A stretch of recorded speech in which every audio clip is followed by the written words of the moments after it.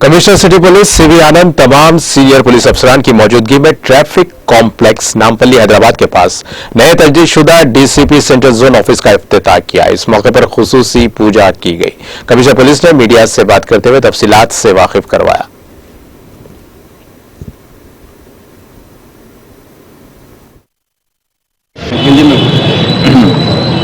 आज DCP central zone का नया ऑफिस यही बिल्डिंग में ग्राउंड फ्लोर पर लेकर आए हैं। उसको आज इसका इनॉग्रेशन आज किए हैं।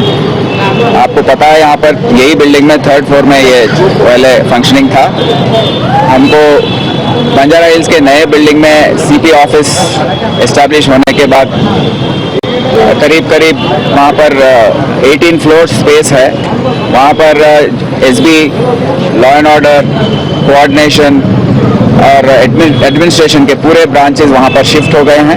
इसकी वजह से बशीरबाग का जो सीपी ऑफिस था वहाँ पर सीसीएस को वहाँ पर हटाया गया है। वहाँ पर additional CP crime, joint CP, DCP crime सब वहीं बैठेंगे अपने स्टाफ के साथ। 4 फ्लोर पर उसको रखा गया है और आगे चलकर यहाँ पर DCP central zone office ground floor पर यहीं पर पब्लिक के लिए भी अच्छा होगा। यहाँ पर विजिटर्स आने के लिए उनके लिए अच्छा है, सुविधा अच्छी है।